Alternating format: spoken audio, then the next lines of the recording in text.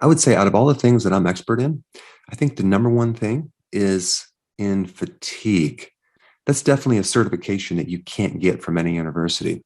You have to get it from the school of hard knocks.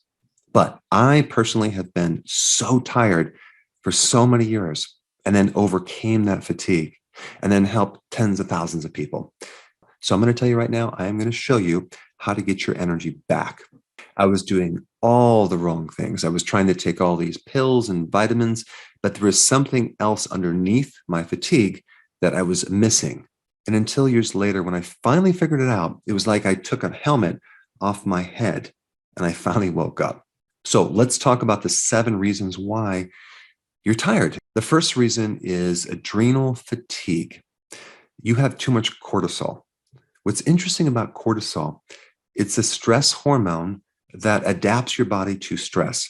And under stress, your body switches to running on glucose. Despite what your diet is, if you have too much stress, your body's going to basically run on glucose. This is why there's another name for cortisol, glucocorticoid. Okay, it's a glucocorticoid. It's a glucose type hormone meant for short-term energy. It's supposed to give you energy, but it ends up making you tired because it's going to mobilize a lot of glucose that's stored in your liver. And it's also going to make glucose out of protein and fat.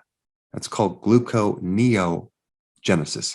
So here you are having all this glucose flowing through your bloodstream, and then your blood sugar is going to increase, and then insulin's going to come in there and push it down. So when you go through chronic stress, that's when things start to go downhill, and all that glucose will just make you thoroughly exhausted.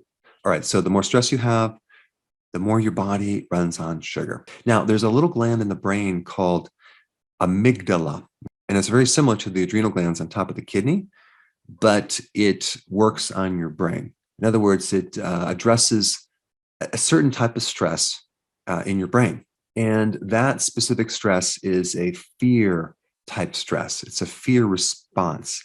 So amygdala has everything to do with different shades of fear, whether it's a very high level fear, like you're shy, to a major panic attack, or you're terrified, or right in the middle, you have anxiety or you have worry. All those are fear states. And so anytime you have a fear state, the amygdala is involved, and it's going to affect a lot of different biological processes, like your ability to sleep, like your ability to get into a calm state. And anything that's related to fear is going to get you to avoid that fear. You probably heard of the saying, you must face your fears, right? Well, when you face your fears, they no longer are fears, because fear is about avoiding something. And as soon as you don't avoid it and you face it, you don't have it anymore. But the best remedies for an adrenal stress situation or an overactive amygdala would be to take vitamin B1, okay? Good amounts of B1 in the form of nutritional yeast. That is going to make you feel very calm. Now, some other things you can do is take ashwagandha. I have some more information on that in a link down below. But ashwagandha is an adaptogen. It increases your tolerance to stress. There's many other herbs that are adaptogens, but ashwagandha is one of the top herbs.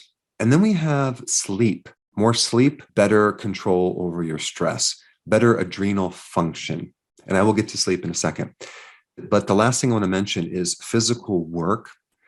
That's a very great therapy for stress. Like any physical work that you can start doing, it will really help you release that stress. Now, exercise is okay, but physical work is a lot better, because physical work and also exercise helps to deplete that stress energy that tends to build up that prevents you from sleeping. All right, number 2, sleep, okay? Poor sleep will make you tired. And many times you can't sleep because you have high cortisol, because you're stressed, especially if it's between 12 midnight and 2 o'clock in the middle of the night. That is when you're supposed to have the lowest amount of cortisol. But if your adrenals are overactive, that's the time that you're most awake. And I had a problem with that for years until I figured things out. Now, one thing about sleep, there's a sleep hormone called melatonin. I recently did a very interesting video on melatonin, because there's 2 types of melatonin. There is one type that's in your bloodstream and in the pineal gland But there's another type of melatonin that is in all of your cells. It's deep in the cells. It's called a subcellular melatonin. And the way that you increase that melatonin is through infrared. Did you realize that over 50% of the sun rays are infrared?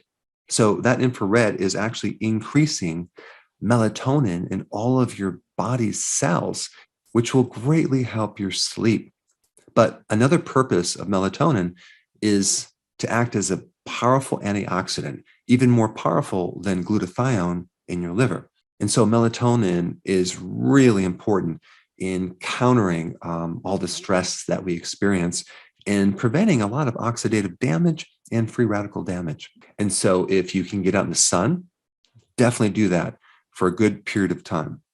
But if it's winter and you can't do that, you can also get infrared from a fireplace or a campfire or some candles or red light therapy.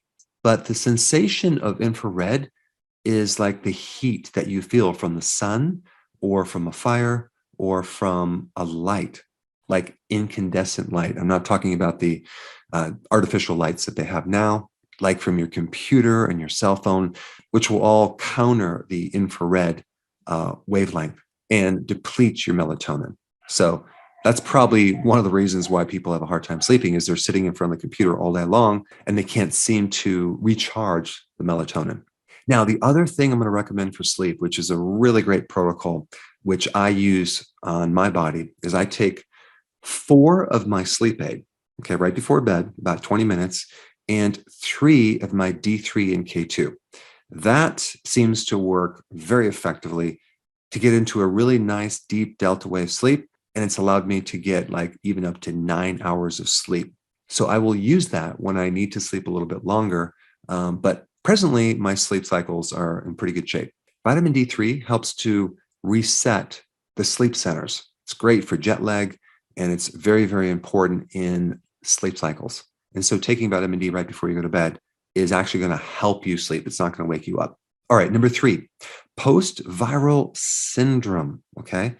So let's just say you just had COVID or some type of viral flu, and now you have this residual fatigue. You have chronic fatigue syndrome. Now, the medical term for this, it's called myalgic encephalomyelitis.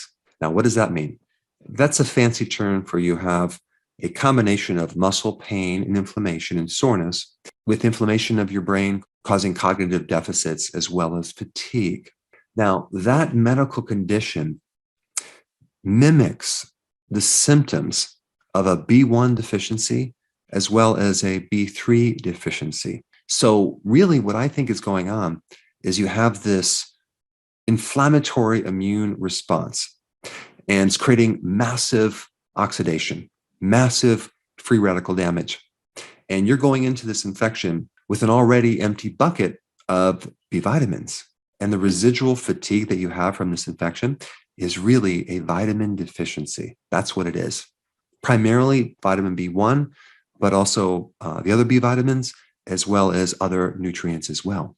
And so if you just had an infection and you start taking nutritional yeast and or B1, try to find a natural source, and you also took vitamin D3 with zinc, okay, you're going to start to have more energy. There's some other things that you can take too as powerful antioxidants like NAC, and not taking in melatonin, but being exposed to the infrared, which naturally increases melatonin, which I already mentioned is a very powerful antioxidant, probably even more powerful than glutathione. Now, the other point I want to bring up about viruses is that when you have existing viruses that are dormant in your body, they're called latent viruses, okay? So you had an infection, let's say in high school, like Epstein-Barr virus, and then 20 years later, it comes out of remission.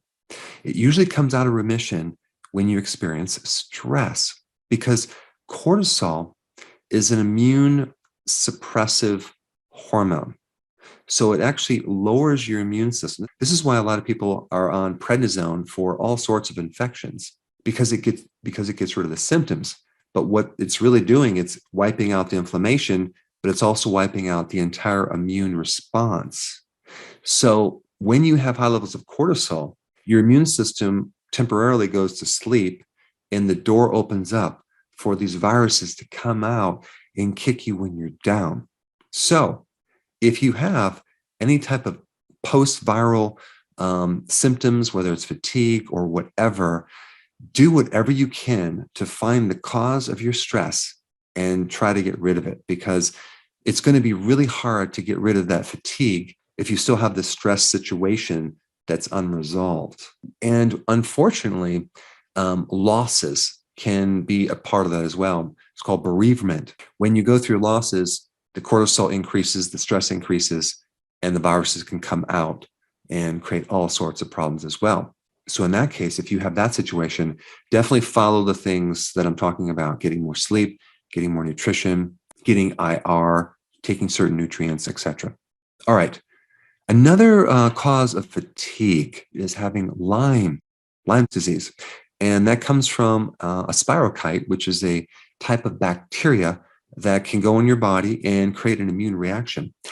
All of the symptoms from Lyme are actually coming from your own immune system trying to kill off this microbe, but it can't find it. So I recommend doing a natural type antibiotic, and that would be something like oregano, garlic, thyme, sage, things that are natural that can help boost your immune system, but without the side effects.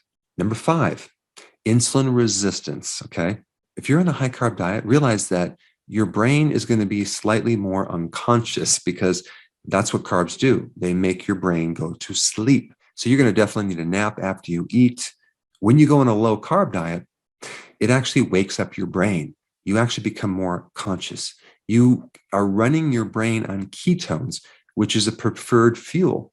And so if you haven't already gone on a ketogenic diet with intermittent fasting, that could create the biggest effect on your energy more than anything. And I did put a link down below for those of you that are new to that topic. All right, number 6, low stomach acids. If you don't have stomach acid, especially if you, as you get older and you lose the acidity in your stomach, you're not going to be able to absorb B12. You're not going to be able to absorb iron too well. Both of those conditions can cause anemia. You're not going to be able to break down protein too well. That can cause fatigue. You're going to be more susceptible to getting SIBO, small intestinal bacterial overgrowth.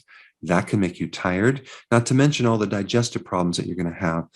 Those can make you tired as well. And the simple remedy is a combination of apple cider vinegar and betaine hydrochloride. But just realize that you need to take a lot of it in the beginning. You may need to take 5 to 6 to 7 tablets right before you eat for some weeks before you really start to turn things around, because betaine hydrochloride is not a very concentrated amount of hydrochloric acid. It's a very weak type of acid that takes a while to build up. All right, and the last point I'm going to bring up is vitamin deficiencies. That can create fatigue. It's not as common, but it can create fatigue. And I just mentioned the B12, I just mentioned the iron, but I didn't mention potassium. In all of your cells, you have a sodium-potassium pump that generates electrical energy for your cells. So you need a lot of potassium to generate that energy. It's very easy to get sodium, but it's more difficult to get potassium. And the way you get that is through large amounts of salads. That's right. That can give you a lot of energy. So that's something, if you haven't done before, you might want to start increasing more salad to increase more potassium, as well as the next mineral, which is also involved in energy and ATP, which is magnesium. So you can get a lot of magnesium and potassium from having large salads. I notice on the days that I don't have a big salad, I'm a little more tired. Now, out of all the things you can do, the most important thing is to get your diet straightened out. I didn't know that in the past. And so I was trying to take all these vitamins and do all these different things on top of eating too many carbs. It never worked. So you need to get on keto and do intermittent fasting as a priority. Number 2, you want to work on your stress so you can then sleep. That's number 2, because they are connected.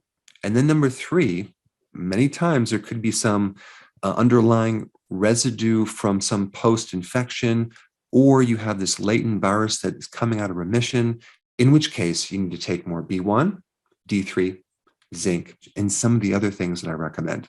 All right, if you have not seen my video on melatonin, very important video, check it out right here.